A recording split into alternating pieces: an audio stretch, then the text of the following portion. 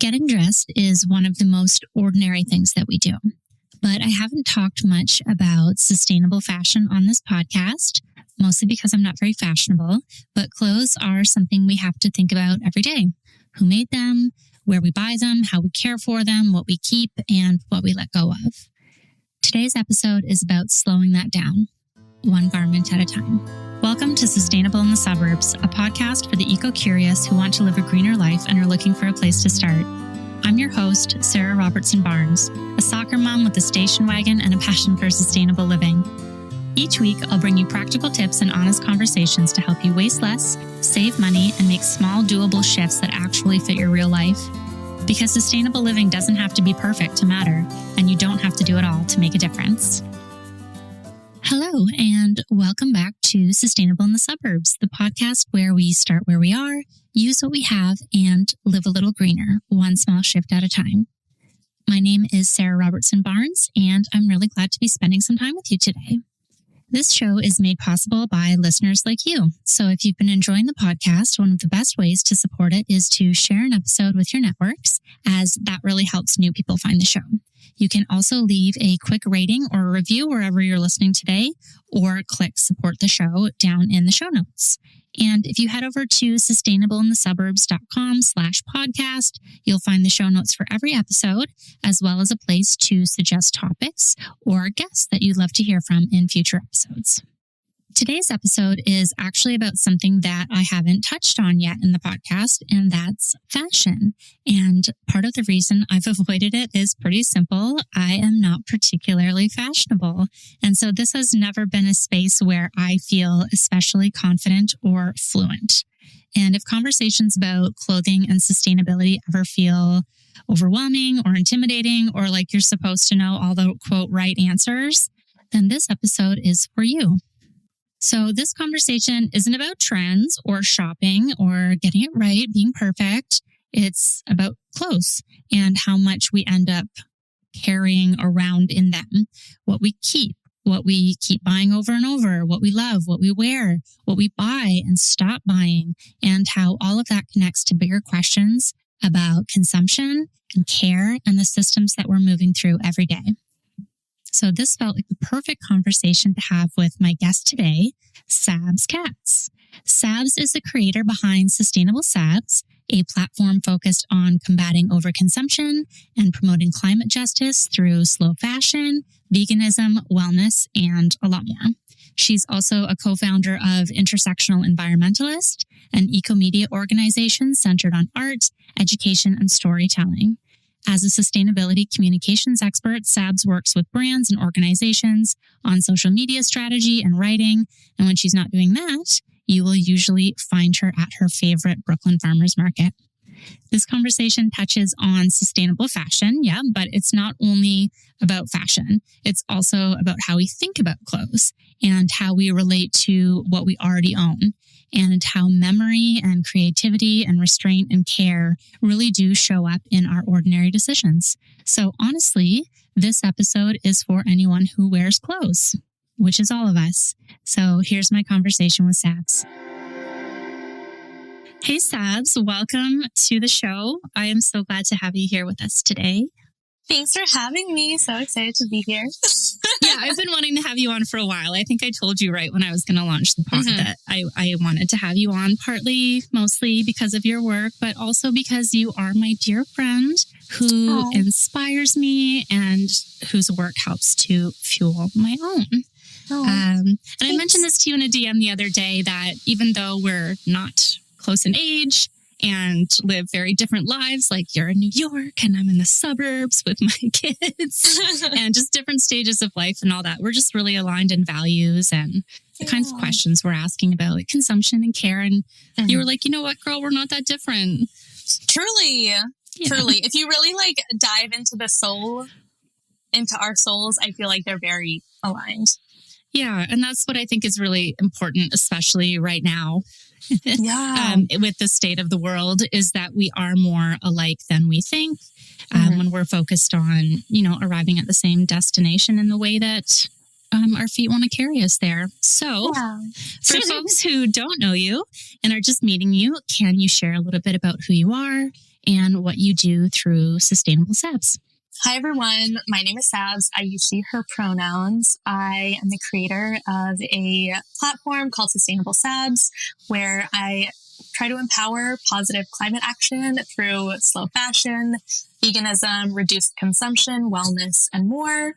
I also co-founded a climate justice nonprofit called Intersectional Environmentalist, which is focused on art education and storytelling. And more recently, I've just been focusing on my work as a sustainability communications expert and consulting with some cool clients on their content. I love the term sustainability communicator. I might have to nab that one. Yeah. Yeah. No, a friend a couple years back was saying, you should really position yourself as a sustainability communications expert. And I was like, you know what? I will take that. You literally are, though. You went to school for communications, right? I did, yeah, for advertising. It wasn't with a sustainability focus, but I definitely intended, once I graduated, to go into more mission-driven companies, nonprofits, that kind of stuff, because the idea of just selling Barbies and tampons, as exciting as it may be, really just was not necessarily the work that I felt was aligned with my life goals. Not called to it, sure. Yeah. So what initially pulled you into sustainability and climate justice more broadly? Yeah. So, I mean, from the sustainability perspective, I was initially drawn in through the zero waste movement. And just prior to that, I also went vegan. So it felt already like there was some alignment in terms of sustainability. And through learning more about zero waste, I started my platform and connected with other folks online. And as I continued on this journey of reducing my consumption, my waste, and just learning how to be a better steward for the planet, you kind of, after a while, realize that sustainability is more than just recycling, and it's more than just plastic. And I think there are some people who are comfortable just staying in that space, which, like, if that's all you want to do, then, like, power to you. Mm-hmm. But as somebody who kind of wants to grow my work and, like, always aims to have some level of self-improvement, and just, like, in an effort to support the movement at large, you kind of just have to realize that sustainability is bigger than the plastic. It's about climate justice and racial justice and reproductive justice and all of these other things that are so deeply interconnected that you can't really talk about sustainability without talking about how it connects to so many of these other injustices throughout the world. And the idea of only perceiving sustainability in such a vacuum really does a disservice to the fact that we all really need to work together. Yeah. We don't need to be siloing ourselves in these conversations. And because it touches everything, that means we can all find our way into the work. Yeah, absolutely. Yeah. And I think that's kind of the beauty of it, is you find what you care about. So maybe you care about fashion, maybe you really care about food, maybe you are, really into supporting small businesses or whatever it is. There is a way that connects to sustainability and to environmentalism. And once you get really good at supporting one component, then it becomes all the more easy to sort of dive in and find other ways to connect that back to the things that you care about. Yeah. You have to learn how to knit a couple stitches before you're busting out a full sweater. Totally. That's totally my wheelhouse. I love that. Yeah. And you talk a lot about fashion in your work. So how did that become such a central part of the way that you communicate these ideas? Yeah. I mean, growing up, I remember visiting my grandparents in Paris, and my grandmother, bless her heart, never got rid of any of the clothing that she and my mom and my aunt and uncle had growing up. And she worked in a lot of fashion stores as well throughout her, I guess, working years. And she just had so much clothing and so much beautiful clothing, which I'm so grateful that I have been able to inherit in my closet. And I think around the time that I first started sort of receiving some of her pieces. I was around 15 or 16. And it really, one, made me very excited about vintage fashion and like understanding the history of fashion. But also, as my appreciation for style grew, which, you know, again, didn't necessarily start from a perspective of sustainability. It just started from creativity and like wanting to express myself.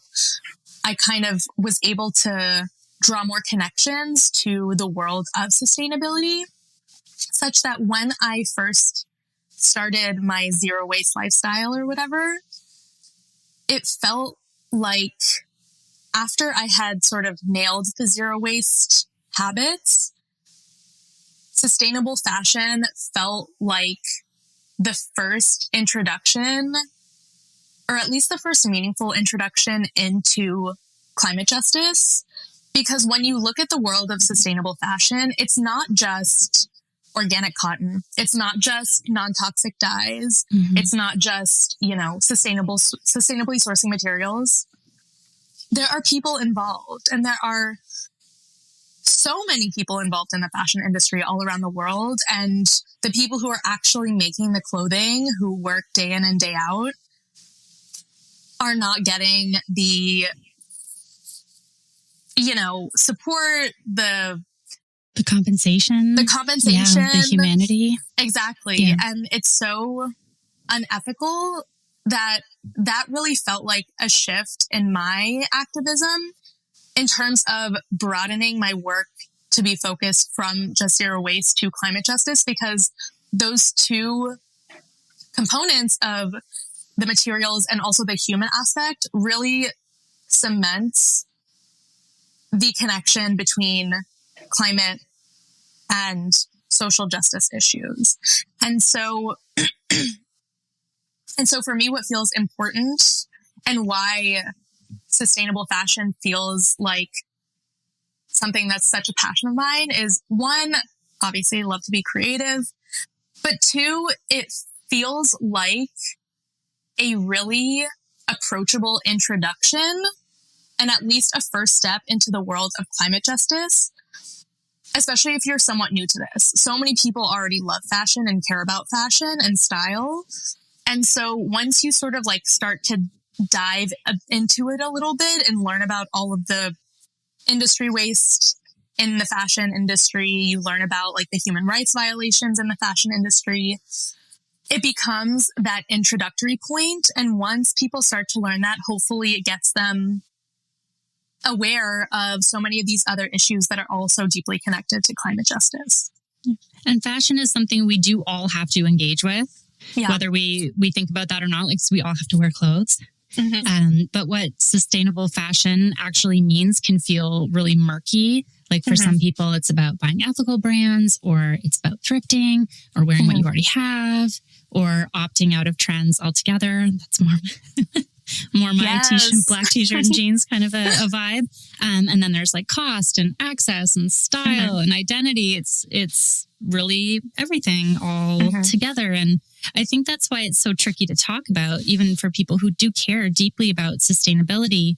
And that's one of the reasons that I wanted to have you on, because your approach feels very grounded and very real. Like, it's not about a single definition or perfection, but there's a lot of clarity and intention.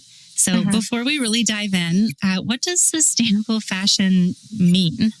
To me, it feels like an intentional approach to style and fashion and the clothing that you wear. Because, again, there's so many things under that umbrella of sustainable when it comes to sustainable fashion, like you just said, that it doesn't necessarily look like one specific thing. Sure, there are certain components like using natural materials and ensuring that people are paid fair wages, but it's also, you know, reducing consumption overall. It's just being mindful, even just having the awareness of stepping into a fast fashion store and looking around and being like, wow, I wonder where all of these clothing items are going to end up in 1 year. And just having that forethought, I think, also supports a sustainable fashion mindset, because it really has to be a habit shift when we start adopting these practices, rather than completely changing any fast fashion purchase for an ethical fashion purchase because the habit is the problem. This is the story of me and thrifting. When I just started switching over to thrifting, which was pretty early, like in my early 20s, which was in the late 1990s, but I started thrifting a lot more, but I was still buying just as much. Like it's better because I'm buying something that already exists and reducing demand and all of that, but I hadn't actually addressed the habit. So I'm glad that you said that. Yeah. And honestly, I feel like people get intimidated by the idea of ethical and sustainable fashion because so much of the narrative is just like a $300, 100% organic cotton t-shirt. And it doesn't have to be that. It really can just be not buying as much clothing. And when we reduce our clothing consumption overall, that's actually one of the most sustainable things that you can do. Is just overall reducing your consumption because there's no such thing as a perfectly sustainable piece of clothing. It does not exist. What it is the one that's already in your closet. Bingo. Yeah, exactly. And I find that when I basically stopped purchasing clothing, so now I'm in a phase where I'm just like over it and I don't care. And I just wear like the same gray sweatshirt and leggings every single day. Which is also fine. That's the season that I'm in. But I have found, especially watching you, that the fewer things you buy, the more creative you have become in putting your outfits together. So it seems like there was this shift for you when buying clothes stopped being neutral. But how did your personal style evolve alongside that? Like, did your values start shaping what you wore? Did it happen the other way around? Little mix. I will say when maybe like 8 or so years ago or 9 years ago, right around the time when I first started my zero waste journey, I actually did a sustainable fashion challenge for myself. And I love a challenge. I'm a Capricorn. So I will adopt, challenges every so often just to sort of gamify my life. And I did this challenge where I only wore 6 items of clothing over the course of 6 weeks. And this was just like, shirts, pants, dresses, stuff like that. It didn't include outerwear or shoes or like athletic clothing. And it really was an interesting experiment because, first of all, nobody noticed. And if they did, then they didn't say anything. And also, who cares? But I did this back in college and it felt like such a time when you really learn a lot about yourself and you learn a lot about the world.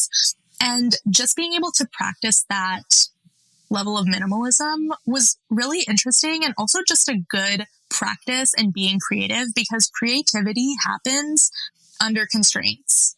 I feel like my most creative outfits or work, whatever it is, happens when I have parameters around it. And I think also it connects back to this idea of decision fatigue. We make so many decisions. I'm tired of making so many fucking decisions.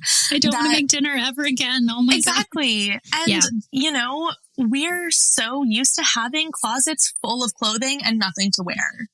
Why is that the case? Like, it really shouldn't be that way. Yeah. And I think we can all identify with that. I have nothing to wear and we're bursting at the seams. It doesn't compute. Yeah, absolutely. Yeah. And there are these stats that say you wear 20% of your clothing 80% of the time. So if there was a way for me to turn that 20% into the majority of my closet, like, it only makes sense. And also, why would I waste money on shit that I don't even wear? That's so silly to me. Yeah. We spend so much money on stuff we do not use. Exactly. It's just landfill core. Yeah. That, and if I'm going to spend money that goes to waste, I would rather actually spend it on a garment that I know that I'm really going to love and wear a ton. Mm-hmm. We're going to talk about the green skirt of yours that I'm obsessed with a little bit later, but yes. I'm also obsessed. Yeah. One of the places that I noticed big time your connection between lived experience and fashion is how you talk about your grandmother's pieces, whether it's clothing or jewelry that have been passed down to you. You've written so beautifully on your Substack, which everyone should subscribe to, about wearing these pieces just in your everyday life. Not your life is the special occasion. And that just feels like such a different way of relating to clothing, like not as something that's just disposable or I'll just donate it, but something that carries memory and continuity. So can you tell us about some of your favorite pieces and what those hold for you? Well, I'll talk about the one that I'm wearing right now, which is this gold necklace. It's a chain that I wear every day. I've been wearing it every single day for maybe 4 or 5 years. This was my grandmother's, my grandma Belle, who just passed away a couple months ago. And it came with a pendant that I don't love the pendant, but I love the idea of having like just wearing a nice gold chain every day. And I wear it. I get so many compliments on it, but also just the idea of, you know, having this piece that was handed down to me from my family and having it just like add some brightness to anything that I wear and have it sort of become a signature feels really special. And I don't want to take it for granted because I know there's only so many pieces that, you know, a grandparent will hand down to their grandchild. And, you know, in my case, especially. So this one definitely feels like a favorite vintage piece. In terms of, I'm trying to think for my other grandmother, I have this black sweater.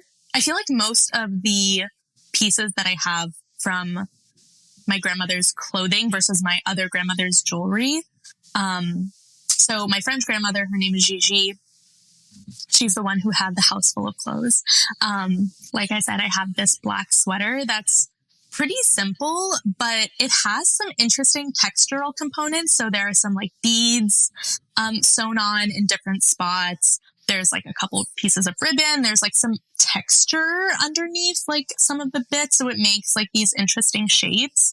And it's super subtle, but it's one sweater that I have worn so much because I'm not the type of person who wears a ton of pattern, which I've noticed or which I've realized about myself through my style journey. But I do find texture to be very interesting and adds a lot of intention and uniqueness to an outfit. And so I feel like that sweater felt like the first piece where I really sort of learned that about myself and being able to appreciate those like simple additions that really elevated a sweater from just being something boring to being something unique and interesting has been very special. So those two feel like, in terms of hand-me-downs, feel like some favorite pieces. And then just in terms of ethical fashion, I have this pair of sunglasses and this like beaded chain that I wear all the time. That's very signature Sabs, yes. And it's, again, a texture component. It's such an interesting piece. And I have gotten so many comments from people who are like hating for no reason. They're like, oh, you're wearing it wrong. You're doing it wrong. Right. But also, literally, all fashion is made up. Yeah. All of this that we are currently experiencing, made up.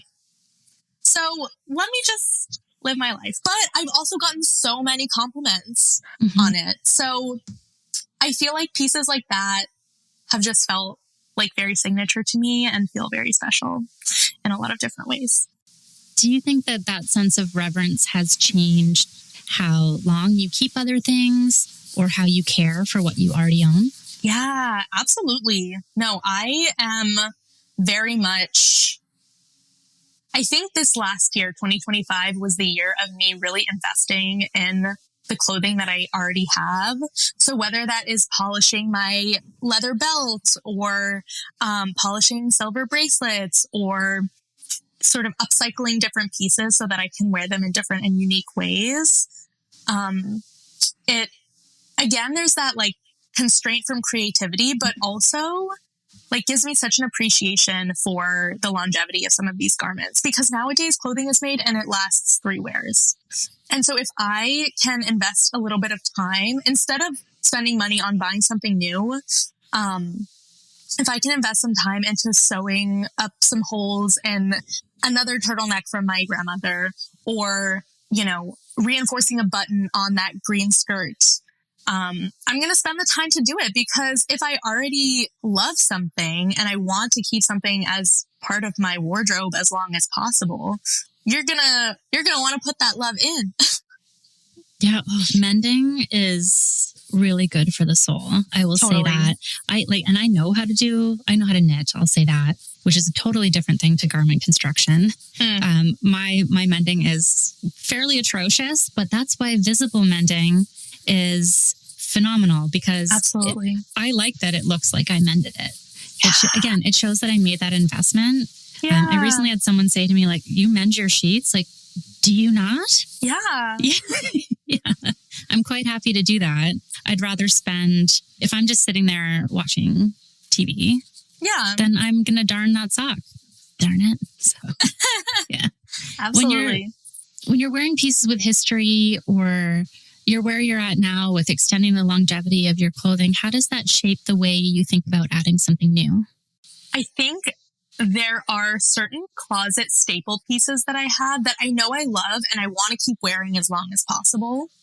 And usually that ends up being pants and skirts, because tops, you know, you can just find all the time. There are so many of them, but finding a really good pair of pants or a really good skirt that's going to last you a long time feels like more of more difficult.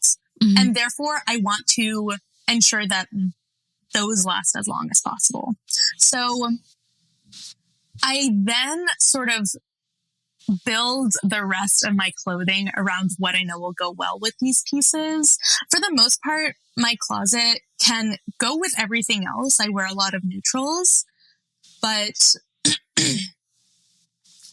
for example, I just bought this turtleneck, or I guess this mock neck, and I knew that it was going to go well with this brown vest that I just bought. And I knew that that was going to go well with the green skirt, and I knew it was going to go well with my Elena Cohn pants and all of these other things. So it really, I have no desire to buy things that I can't envision 3 or 4 outfits with it. Yeah. And or the 30 wears, or exactly. Do you do that, the 30 wears thing? I don't, but I have digitized my closet through this app called Index, not sponsored, but you basically upload all of your clothing items, your jewelry, whatever you want to add, and it will start to tell you your cost per wear if you put in how much it costs to get the garment. Oh, cool. And so at this point, you know, I've had that. I only started using it back in February or March, I think, but that skirt already is down to like $3 a wear, and it cost like almost $300.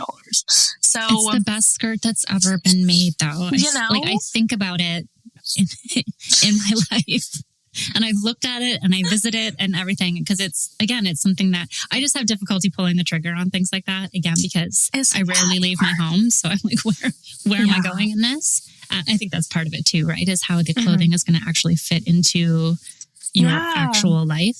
Yeah.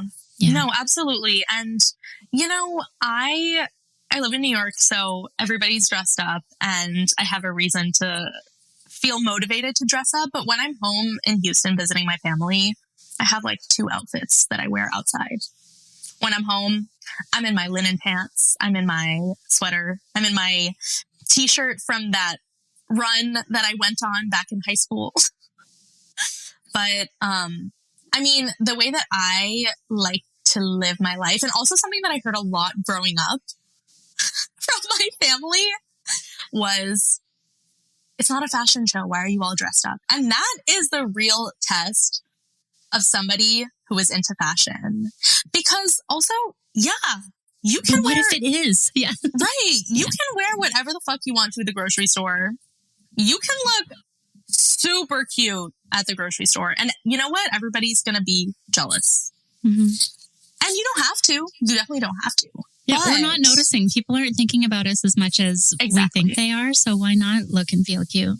Exactly. And I think it also ties back to the idea of intention, like adding intention to your wardrobe and to your life. You don't have to wait for some ball to You can use the fancy china to just have tea. It's fine. Exactly. Yeah. And I think stuff like that makes life more fun because everything sucks and everything is sad and scary.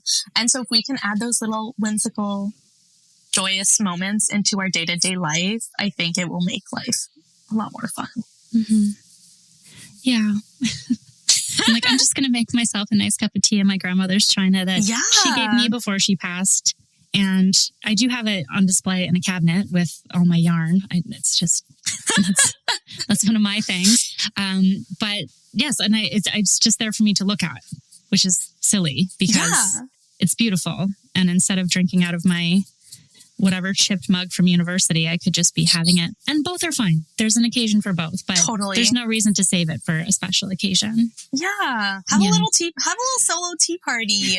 Especially when one of my core tenets of this show is use what you have. Oh my gosh. And really, and building in that pause before we buy something new. And so when I look at your work, it feels like we're circling the same idea. We just sort of express it in a different way. So let's talk about that a little bit more because what you were saying, the constraints feel oh no, I don't, it feels hard, right? It feels limiting. But especially when trends move so quickly, micro trends are a week. I don't even know anymore. I even if I go shopping, I don't even know what I'm looking at.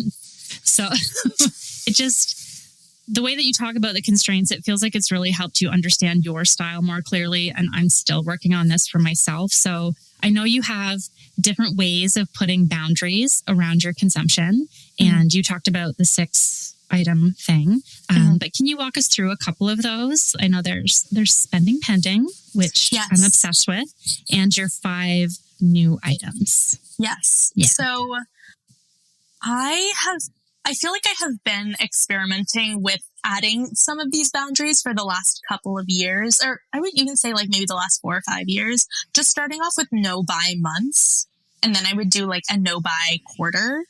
And doing that really forces you, one, to just focus on what you already currently have, but also you get creative with other options. So maybe you end up at a clothing swap and if you really need something, you find something new, but you don't have to buy it, which is great.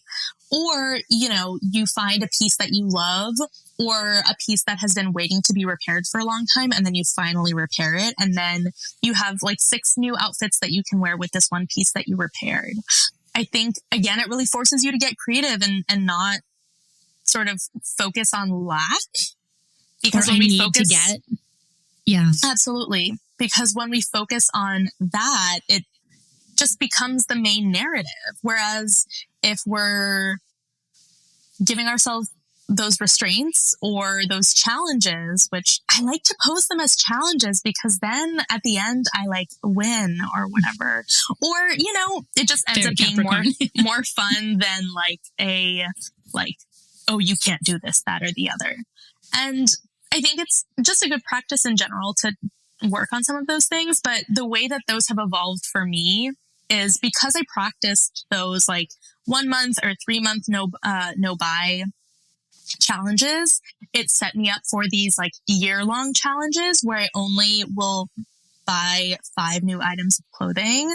It doesn't include thrifted items, but I'm also not going wild at the thrift store. I think maybe I'll thrift 1 thing a month. I've also reined myself in. I just need the people to know I've gotten that under control. But the reason I'm doing this 5 items challenge, and 2026 will actually be the 3rd year that I'm doing it. I started in 2024. The reason it's 5 items is because there was this report that came out a couple of years ago by the Hot or Cool Institute, which is a think tank based in Berlin. And they looked at the state of fashion and determined that on average, if we want to live in alignment with the 1.5 degrees Celsius warming goal set out by the IPCC report, we should only be buying about 5 new clothing items a year, which people will buy double that in one single shopping trip, and it's so normalized. And Haul culture, it's genuinely landfill core. I saw someone call it that, and I've never thought about it differently since then. So correct. So correct. I have a thing where I can't even type the word landfill. My brain types landfull. Oh my God. Because the letters are right beside. Like, I also can't type reusable. That's a whole other thing. But I will always type landfull. And now I'm just going with it. Yeah. Yeah. No, that's psychology. Honestly so real. Yeah. Yeah. But I was so tired of fashion influencers. It's a no for me. Who are just constantly buying stuff. I know I'm technically like, quote unquote, a fashion influencer, but I'm like, I need to see more people doing this. And I am frustrated with the landscape, and I hate that people are just making this so normal. And so again, with the practice that I'd already had, I was like, let me do this year-long challenge because I think I can do it. 5 new items still feels approachable as opposed to just like a no new things full year. Because sometimes, you do find something that you really need. And so I wanted to give myself some flexibility. I also, within this challenge, the 5 items includes gifted items from brands. So I'm not like going out and buying my 5 items and then receiving like a new clothing item from a brand every single month. It's included. And I just want people to see that this is something pretty much anyone can do. And regardless of whether somebody might consider themselves like super fashionable or not, we don't need as much stuff as we think we do. And so I hope that by continuing these challenges and encouraging people to just at the very least be aware of their consumption habits, we can just build a better build a better fashion landscape that doesn't normalize just horrendous amounts of overconsumption. Yeah, we have so much buying power, to shift the landscape.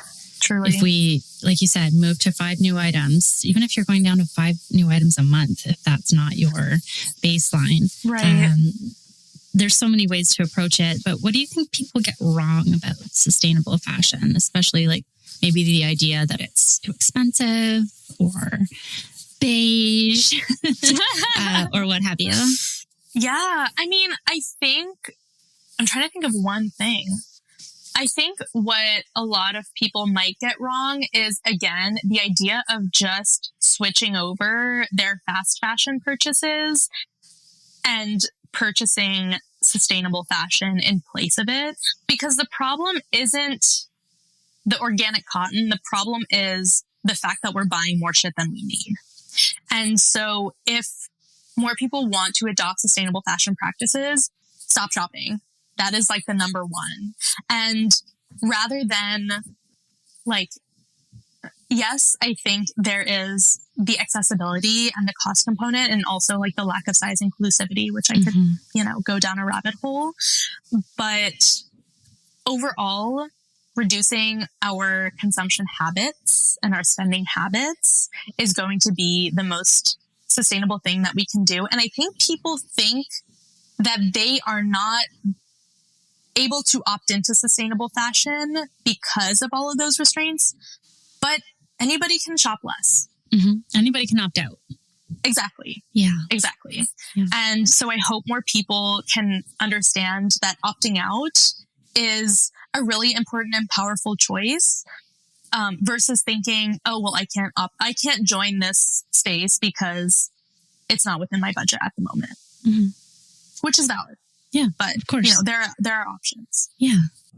So, and like we both spend a not insignificant amount of time on Instagram where there's just an avalanche of content all the time, like constant all the time newness, like in addition to like all the hellscapeness. But there's just like, it's just don't forget to drive to Target. Do you know that poem from Official Sad Beige? Oh my gosh. I'm going to link that. Oh, wait, which one?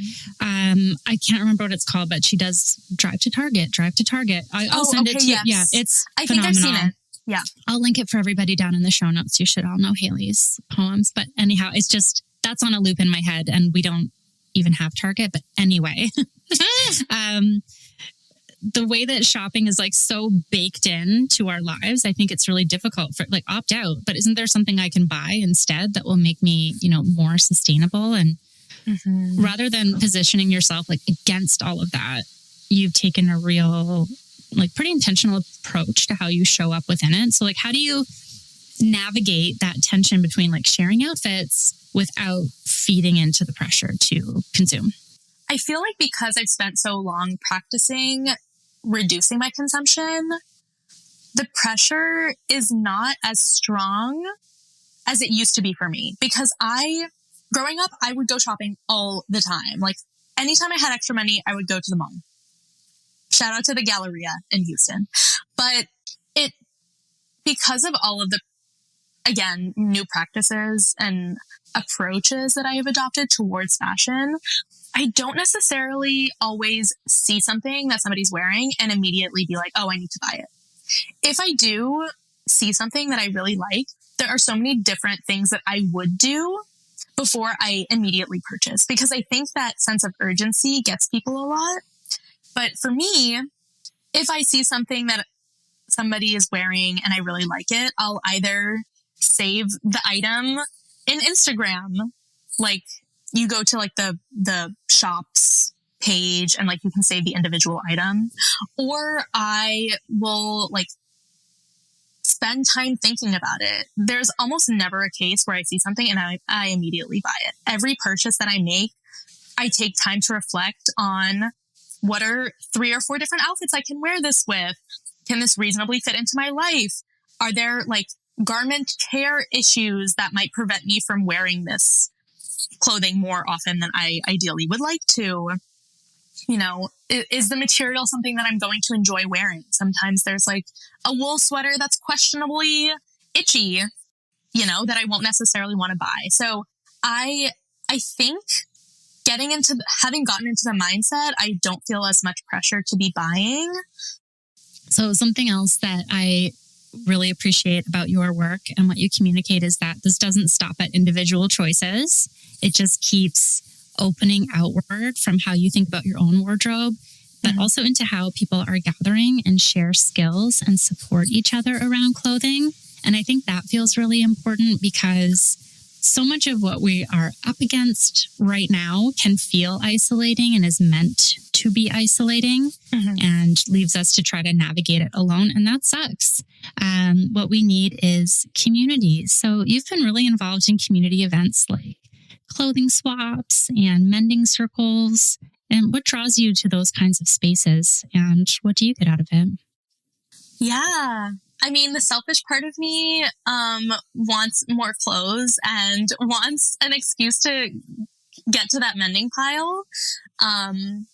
But it's beyond that, right? With clothing swaps, it's such a fun opportunity to get to meet people, especially if you're doing one that's not just in your home with your friends, which clothing swaps are so fun. Yeah. And honestly, everybody who is there is always such interesting people.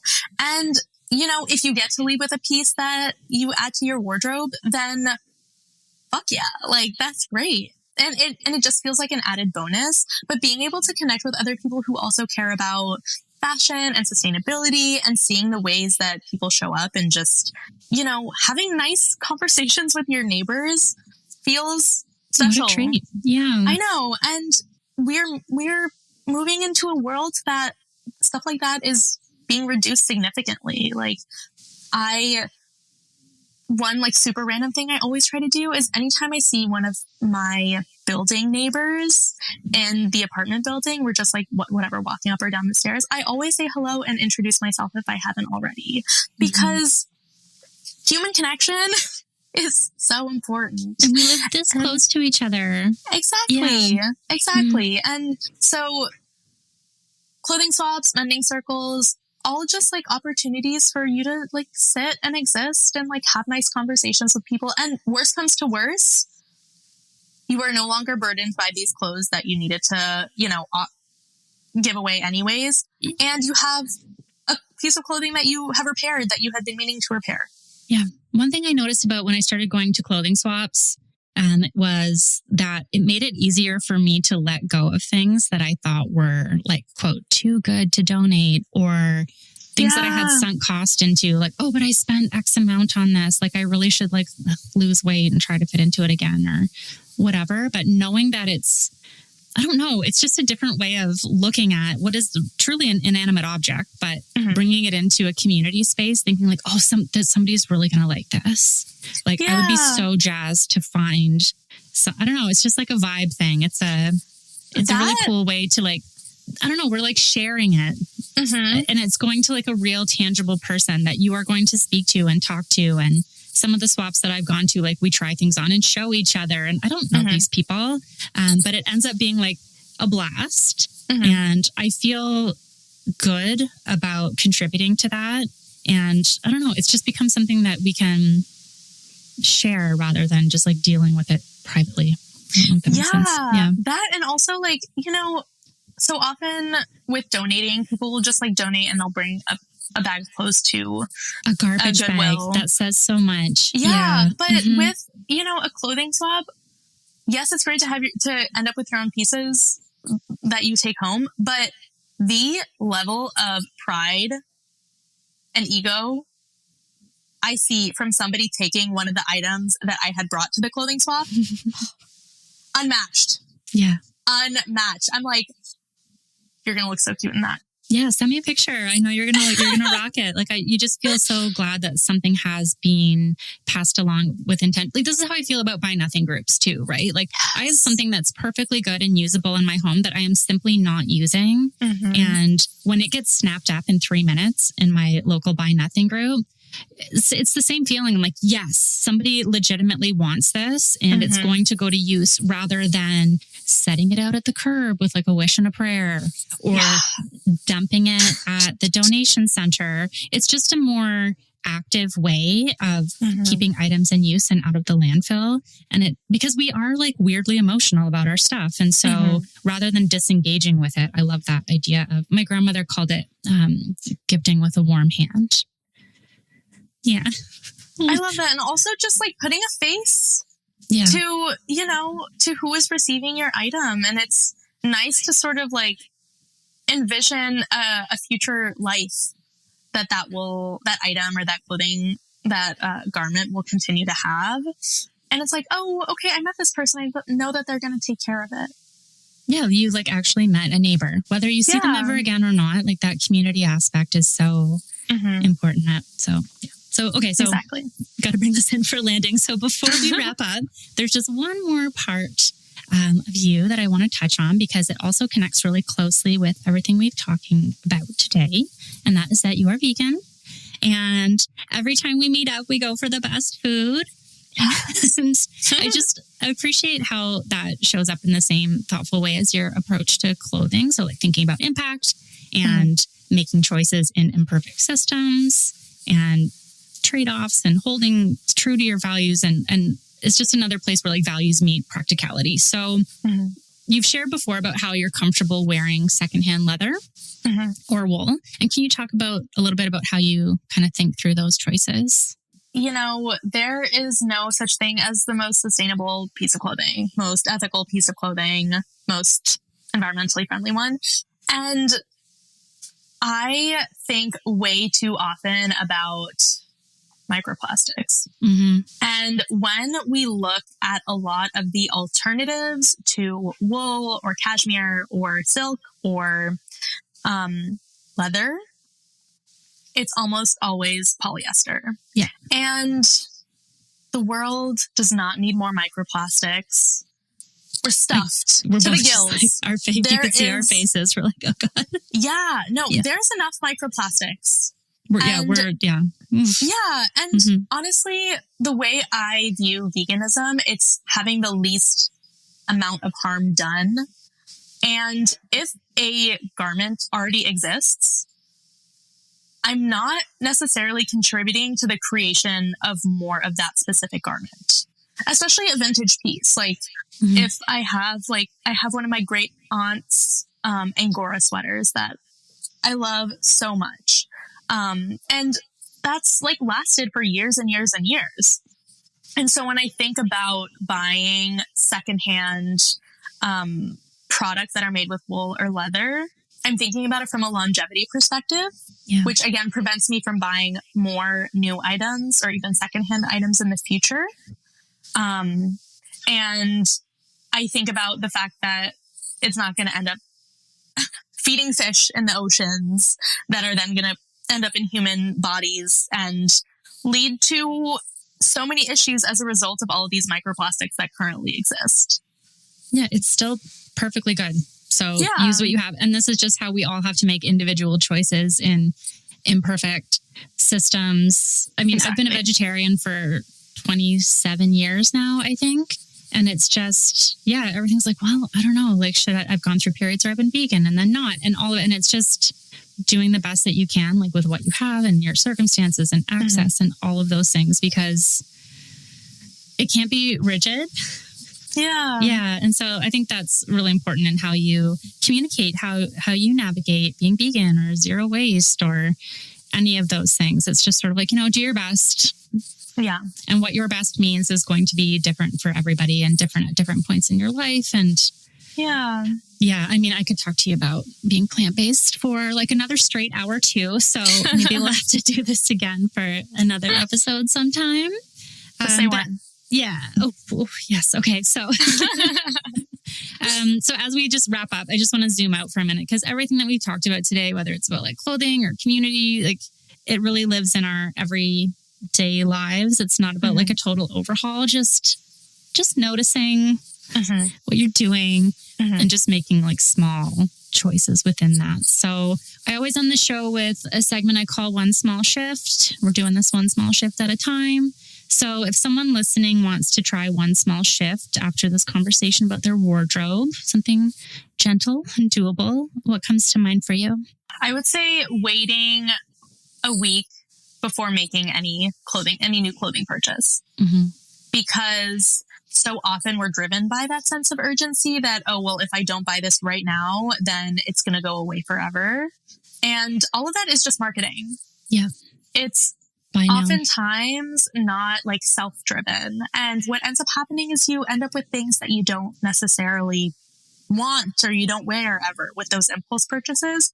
And by adding some time and space to like properly think through whether or not you need a certain item, I think it makes it, one, so much more likely that you're going to buy something you actually wear. And if it ends up being something that you don't actually want, then, you saved money. That part. Yeah. You mentioned saving stuff that you see. The perfect way for me to forget about something is for me to save it, because I will never look at that folder again. So, right. Yeah. And if you come back 6 months later and you see a piece and you're like, actually, I really would love to have that in my wardrobe, then you have given yourself 6 full months. And that's excellent. I love that. Yeah.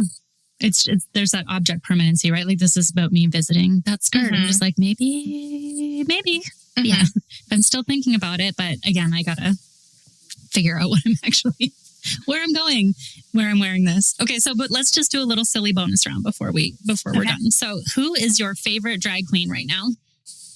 Bob the drag queen. I mean, I saw Bob the drag queen over the summer at a Pride book fair, and we took a photo together. Obviously, I had them sign my book. Yeah. And genuinely, what a beacon of talent and comedy. I'm obsessed. Brilliant. I'm an always and forever Alyssa Edwards girly, but who I've also seen live, and like I think my face still hurts from smiling. But I just wanted to give a quick shout out to Patagonia, who love them. We love a climate drag queen. So check her Excellent out. Work. Yes. Okay. This one is obviously regarding recent events. Where are you finding inspiration in New York City lately? Mom Donnie's election, and also his wife Rama's outfits. I know we were talking about that over DMs. Yes. She reminds me a lot of you, actually. That's why I just send you every picture. I know that you've seen it, but I'm just like, I put you two in the same category. Thank you. It's the short hair and the love for vintage clothing, I think. But that stepping into a new year and no longer having to deal with Eric Adams and having a mayor who hopefully, will make the city more affordable and just a better place to live feels very inspiring, and also proves that stuff that happens on the ground really does have an important impact, and even sometimes more of a day-to-day impact than what happens on a federal level. And that's why we need to get involved in local politics. Yes. And I love that you use the word hopefully, because hope, it sounds really trite, but I mean, we need it. Yeah. So let's just end on that. What helps remind you that this work really does hold joy? Since we were just talking about it, I worked as an election worker this year. This is my second year doing it. And before we were even finished, wrapping up and closing up the poll sites, after, polls had technically closed, I found out that Mamdani was the projected winner. And all of the canvassing, all of the content creation that we had done to go towards encouraging people to go vote was, oh my God, I started crying at the poll site. And it just felt like after hearing so much terrible, awful news for the last year, having some beacon of light felt really positive and encouraging. And so, I feel like things like that give me, the motivation that I need to continue. Even if it feels small, we need everybody to participate as much as possible. What we do matters. Indeed. Yeah. So let's leave it there. Thank you so much for coming on and having this conversation with me. Oh my God, of course. Feels like a PG-13 version of other chats. Yeah. I love you so much. Thank you, Sabs. Me too. Of course. Thank you. Thank you so much to my friend Sabs for that thoughtful and generous conversation. If you'd like to explore more of her work, you can find her at sustainablesabs.com and on Instagram and Threads at sustainablesabs. And she also writes a newsletter on Substack where she goes much deeper into many of the ideas that we talked about today. So I will make sure that all of those links are for you in the show notes. If you've enjoyed today's episode, please make sure you're following Sustainable in the Suburbs wherever you get your podcast, and share it with a friend who might appreciate a more grounded and realistic way of thinking about clothes and our consumption. You can find more practical, everyday ideas over on the blog at sustainableinthesuburbs.com and sign up from the newsletter to get new episodes and reflections straight to your inbox. Until next time, start where you are, use what you have, and live a little greener. Thanks for tuning in to Sustainable in the Suburbs. Every small step adds up, and I'm so glad we're doing this together. If you enjoyed this episode, please make sure to follow the show, share it with a friend, and leave a review wherever you get your podcasts. You can find me at sustainableinthesuburbs.com or at Sarah Robertson Barnes on all the things. Until next time, start where you are, use what you have, and live a little greener. This podcast is produced, mixed, and edited by Cardinal Studio. For more information about how to start your own podcast, please visit www.cardinalstudio.co or email Mike at mike@cardinalstudio.co. You can also find the details in the show notes.